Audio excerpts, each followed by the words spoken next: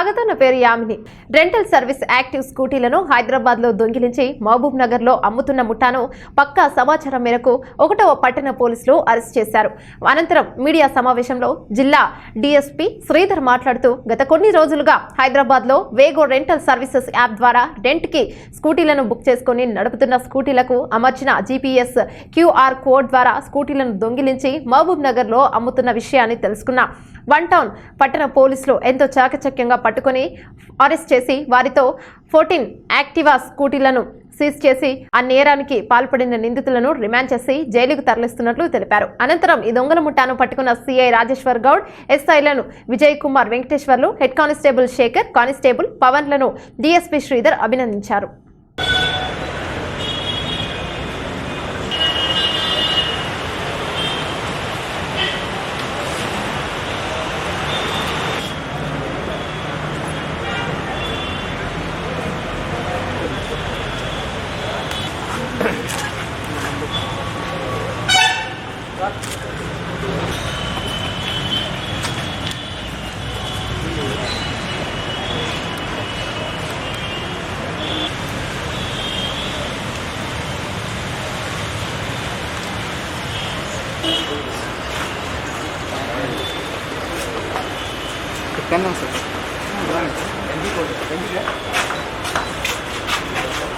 Sir వాళ్ళు చేసి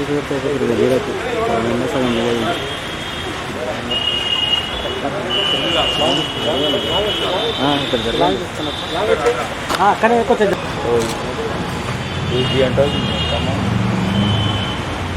actually ఓగో అనే ఒక సంస్థ హైదరాబాద్లో మెట్రో రైల్వే స్టేషన్స్ దగ్గర ఈ యాక్టివా బైక్స్ని రెంట్కు నడుపుతున్నారు. ఇలా బైక్స్ అక్కడ ఉంటాయి. ఎవరైనా బైక్ రెంట్ కావాలనుకున్న వాళ్ళు ఆ ఓగో యాప్ని డౌన్లోడ్ చేసుకొని వాళ్ళకి కావాల్సినటువంటి ఆధార్ కార్డు కానీ లేకపోతే ఏదైనా ఐడి ప్రూఫ్ కానీ అవన్నీ కూడా దాంట్లో అప్లోడ్ చేశాక వాళ్ళకు ఒక ఓటీపీ వస్తుంది. ఆ ఓటీపీ తీసుకుపోయి బయట బైక్ నెంబర్ ఉంటుంది. ఆ బైక్ నెంబర్ దగ్గర పోయి వాళ్ళు దాని మీద బైక్ మీద ఒక బార్ కోడ్ ఉంటుంది. స్కాన్ చేయగానే వీళ్ళకి బండి స్టార్ట్ అవుతుంది, తీసుకుని వెళ్ళిపోతారు. వాళ్ళు ఎక్కడి వరకు వెళ్ళిపోవాలో అక్కడి వరకు వెళ్ళిపోయి బండిని అక్కడే పార్క్ చేసేసి వెళ్ళిపోయాక ఆ దగ్గరలో మళ్ళీ ఎవరికైనా అవసరమయ్యేది ఉంటే ఆ కంపెనీ నుంచి మళ్ళీ యాప్లో వాళ్ళకి ఓటీపీ వస్తుంది, నియర్ బై ఎక్కడుందో చూపిస్తుంది. ఎందుకంటే బండికి జీపీఎస్ సిస్టమ్ ఉంటుంది కాబట్టి ఆ బండి ఎక్కడ పోదు అన్న ఉద్దేశంతో వదిలిపెట్టేసి ఆ కంపెనీ వాళ్ళు అవి నడిపిస్తున్నారు. ఈ వెహికల్స్ని జీపీఎస్ ఉంటుంది, ఎలా దొంగతనం చేయాలని చెప్పేసి ఒక ప్లాన్ చేసుకొని నుమాన్ అనే అతను, ఫైజాన్, వీళ్ళిద్దరు కూడా హైదరాబాద్ డబీర్పురాకు చెందిన వాళ్ళు ఈ బండిని పార్కింగ్ ప్లేస్ నుంచి కొంచెం దూరం తీసుకుపోయేసి హ్యాండిల్ లాక్ ఉంటుంది వీటికి ఎలాగూ, కాబట్టి ఈ వెహికల్ని స్టార్ట్ చేయడం ఒకటి నేర్చుకున్నారు. స్టార్ట్ చేసేసి ఆ జీపీఎస్ సిస్టమ్ తీసేసి వెహికల్ స్టార్ట్ చేసి తీసుకెళ్ళిపోవడం మొదలుపెట్టారు. ఆ రకంగా వీళ్ళు దాదాపు ఈ నెలన్నర నుంచి ఇక్కడ బైకులు 14 బైకులు మొత్తం దొంగతనం చేసుకొని తీసుకొచ్చారు. వాళ్లకు ఒక అజాఫియా అన్సారియా అనే అతను, సాయినగర్ హైదరాబాద్ అతను, ఆయన మీడియేటర్గా ఉండి మహబూబ్ నగర్లో ఒక 4 అస్లాం, అల్తాఫ్, గౌస్, షాబాజ్, ఈ 4కి ఒక్కొక్క బైక్ దొంగతనం చేసిన వాళ్ళు ఇక్కడ తీసుకొచ్చి ఇచ్చేస్తున్నాడు. వీళ్ళు ఇక్కడ అమ్మి పెడుతున్నారు ఇక్కడ మహబూబ్ నగర్లో. అట్లా 14 బైక్స్ దాదాపుగా తక్కువ రేట్కి వస్తుంది కాబట్టి వీళ్ళకి కూడా ఇక్కడ వాళ్ళకి తెలియక తర్వాత ఆర్సీ బుక్ వస్తుంది, ఫస్ట్ అయితే బైక్ తీసుకోండి 10,000కి ఇచ్చేస్తామంటే అది 30,000 బైక్ 10,000కి వస్తుంది అని చెప్పి అందరూ తీసేసుకుని ఇక్కడ కొంతమంది వాళ్ళు కొన్న వాళ్ళందరూ కూడా తెలియక. కాకపోతే ఈ 4 మాత్రం వీళ్ళకి నాలెడ్జ్ ఉంది దొంగమల్లి అని చెప్పేసి, కాబట్టి ఈ 4ని అరెస్ట్ చేశాము. అన్సారీని అరెస్ట్ చేశాము, ఫైజాన్ని అరెస్ట్ చేశాము. నుమాన్ ఒకటి మాత్రం ఆల్రెడీ నిన్న హైదరాబాద్లో అరెస్ట్ చేశారు. అక్కడ కూడా 38 బైక్స్ హైదరాబాద్లో సీజ్ చేశారు. అతను కూడా అరెస్ట్ చూపించారు అక్కడ. తర్వాత 14 బైక్స్ వాల్యూ వర్త్ దాదాపుగా 9 lakhs ఉంది. ఇది ఈ మధ్యలో మన టౌన్ పోలీసులు ఎక్కడ కూడా ఆయన బైక్స్ రికవరీ లేదు. మంచి గుడ్ వర్క్ ఇది.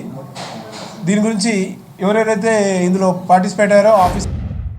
మహబూబ్ నగర్ పట్టణంలో స్టూడెంట్ ఆత్మహత్య కలకలం రేపింది. పట్టణంలోని మెట్టుగడ్డలో ఉన్న శ్రద్ధ జూనియర్ కాలేజీలో బైపీసీ మొదటి సంవత్సరం చదువుతున్న బాలరాజు ఆత్మహత్యకు పాల్పడ్డాడు. రాత్రి వరకు తోటి స్నేహితులతో మాట్లాడి పడుకున్న బాలరాజు ఏమైందో కానీ ఈరోజు తెల్లవారుజామున ఫ్యాన్ కు ఉరేసుకుని కాలేజీలోనే ఆత్మహత్యకు పాల్పడ్డాడు.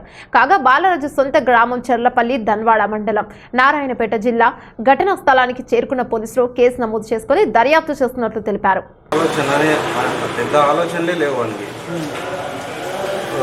వాళ్ళ అమ్మ చనిపోయినప్పుడు కూడా వాడు గట్టిగా ఏడ్చింది అయితే ఏం కనవలేదు. అసలు వాడు ఏడవలేడు కూడా, అంటే అంత ఎమోషన్స్ అయితే ఏం లేవు. అంటే హాస్టల్లో ఉండబుద్ధి అయితే లేదు అంటే ఈ కారణం ఏమని చెప్పిండు? వాడే చెప్పిండు, నేను హాస్టల్లో పోయి చదువుకుంటా. ఎట్లంటే అక్కడ 10th అయిపోయింది, ఊళ్ళో 10th తర్వాత లేదు. ఓకే, నేను ఎవరు వంది చెర్లపల్లి, మన కొండపూర్ అవతల చెర్లపల్లి ధన్వాడ మండలం. ఓకే, వయసు ఎంత ఉంటుంది? వయసు ఒక 18 ఉండొచ్చు. వయసు ఒక 18 ఏళ్ళు ఉండొచ్చు. మనకి ఇంత పెద్ద ఆలోచనలు అయితే లేవు. ఊరేసుకొని చనిపోవాలన్న, మరి ఫీవర్ వచ్చి చనిపోయిందని వీళ్ళు కాల్ చేసినంత పేరెంట్స్కి. మరి ఏమైందో తెలియదు. నేను వాడిని మీకు చెప్పింది కదా నాకున్న బుద్ధి అయితే లేదు హాస్టల్లో, అంటే ఏమైనా ఇంకా కారణాలు ఏమని చెప్పిండా అని అడుగుతాను. హాస్టల్లో నీళ్లు బాగాలేవు, నాకు ఫుడ్ నచ్చుతలేదు. ఇంకోటి ఇక్కడ అంతా నేను కొత్తగా అయిపోయినాయి కదా, మనకు తెలిసిన వాళ్ళు ఎవరు లేరు. నేను నీ దగ్గరకు వస్తా బాబాయ్ అని అన్నాను.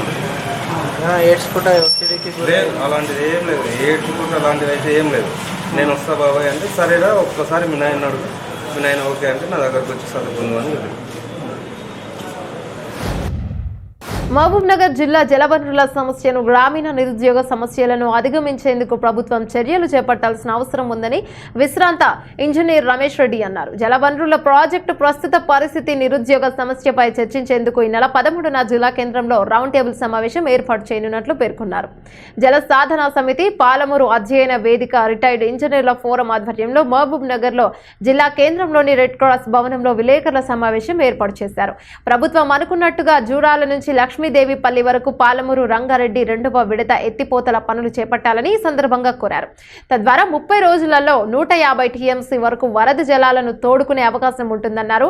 లక్ష్మీదేవిపల్లి వద్ద రిజర్వాయర్ నిర్మించి తెలంగాణ రాష్ట్ర వ్యాప్తంగా నీటిని పంపేందుకు అవకాశం ఉంటుందన్నారు. పాలమూరు జిల్లాలో ఉన్న జలవనరుల ప్రాజెక్టులో ప్రస్తుతం పరిస్థితి, నిరుద్యోగ సమస్యపై చర్చించేందుకు ఆదివారం టీఎన్జీఓ భవనంలో రౌండ్ టేబుల్ సమావేశం ఏర్పాటు చేసి సమస్యలకు సలహాలు, సూచనలు ఇవ్వనున్నామన్నారు. కట్టిండ్రు కానీ కాలువలు లేవు, దాంట్లకు నీళ్ళు అయితే ఉన్నప్పుడు నీళ్ళు పంపు చేస్తారు లేదు. మళ్ళీ ఈయన పోయి ఏం చెప్పిండు, రాయలసీమను సస్యశ్యామలం చేస్తా అన్నాడు. అని ఏం చేస్తున్నాడు, వాళ్ళకు 1 టీఎంసీ ఎక్స్ట్రా తీసుకునేటందుకు అంగీకారం తెలిపిండు. దీనికి సెంట్రల్ గవర్నమెంట్ కూడా ఒప్పుకున్నది. మరి సెంట్రల్ గవర్నమెంట్ ఒప్పుకున్నాక మనం ఇప్పుడు పాలమూరు రంగారెడ్డి అనండి, మీరు ఏదన్నా అనండి, మనకు నీళ్ళు ఎక్కడ ఉన్నాయి, లేవు, మీవి ఆల్రెడీ వాళ్ళకి మొదలే తీసుకున్నారు కదా అన్న భయం ఉంటుంది. మనకు ఇయ్యరు మనకు నీళ్ళు. మరి మనం ఏం చేయాలి, ఇదంతా పాలమూరు రంగారెడ్డి చేసినావు ఆడి వరకు ఓకే. ఇప్పుడు చేయవలసింది ఏంటి అంటే జురాల ప్రాజెక్ట్ నుంచి మొట్టమొదటి ఐడియా జురాల నుంచి లక్ష్మీదేవి పెళ్ళి అట్లా ఉండే ఐడియా, ప్రపోజల్ ఉండే. ఆ జురాల నుంచే నువ్వు టేకప్ చేసి అక్కడ సైడ్ ఇయ్యండి అని మనం ఇన్సిస్ట్ చేయాలి. ఎందుకంటే జురాల మన వాటర్, దానికి వేరే రైట్ లేదు, వేరే స్టేట్లకు రైట్ లేదు. అక్కడికి వెళ్ళి మనం తీసుకోవచ్చు. 3 టీఎంసీ కాకపోతే 5 టీఎంసీ తీసుకుంటే 30 రోజులే. 60 రోజులు అంటారు, 60 రోజులలో నీళ్ళు రావు మనకు, 30 రోజులే.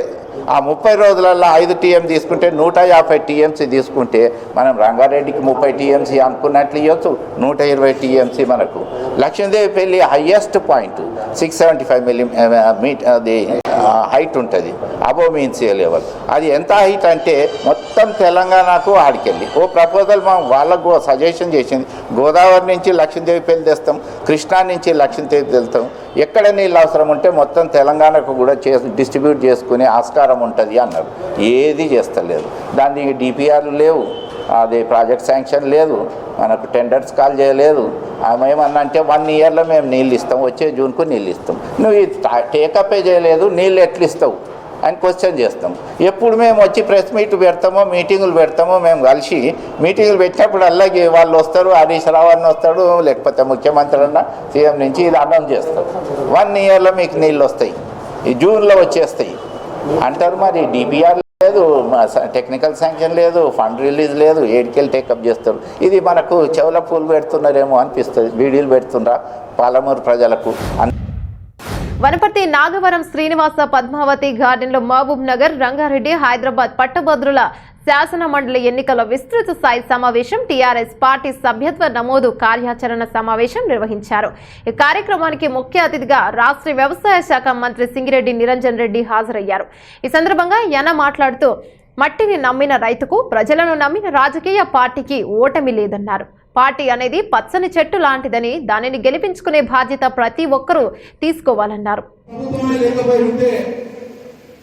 ఒక్క రైతులకి మన ఒక్క నియోజకవర్గంలోనే, ఒక్క వనపర్తి నియోజకవర్గంలోనే కారుకు ఎకరాకు 10,000 పొందేటువంటి రైతుల సంఖ్య 74,247 మంది రైతు బంధు వచ్చిన వాళ్ళ సంఖ్య. నారాయణపేట జిల్లా ఎస్పీ డాక్టర్ చేతన ఐపీఎస్ ఆదేశాల మేరకు డీఎస్పీ మధుసూదన్ రావు ఆధ్వర్యంలో నారాయణపేట హైదరాబాద్ రోడ్ పై పోలీస్ స్టేషన్ ఎదుట సిఐ శ్రీకాంత్ రెడ్డితో పాటు పోలీస్ సిబ్బందితో కలిసి స్పెషల్ డ్రైవ్ నిర్వహించి ఈ చాలన్ పెండింగ్ ఉన్న చలంలపై అవగాహన కల్పించారు. ఈ సందర్భంగా డీఎస్పీ మాట్లాడుతూ తరచుగా ఈ చలాన్ పెండింగ్ లో ఉన్న వాహనాల గురించి స్పెషల్ డ్రైవ్ నిర్వహిస్తామని తెలిపారు. ట్రాఫిక్ నిబంధనలు పాటించని అటువంటి వాహనదారులను నాన్ కాంటాక్ట్ పద్ధతి ద్వారా ఈ చలాన్స్ విధించడం జరుగుతుందని, చలాన్ విధించిన వెంటనే వాహనదారులకు మెసేజ్ రావడం జరుగుతుందని, మెసేజ్ వచ్చిన వెంటనే చలాన్ చెల్లించడం మంచిదన్నారు. 3 సార్లు కానీ అంతకంటే ఎక్కువ చలాన్ పెండింగ్ ఉన్న వాహనదారులను పెండింగ్ చలానా క్లియర్ చేసిన తర్వాతనే వాహనాలను వదిలిపెడతామన్నారు.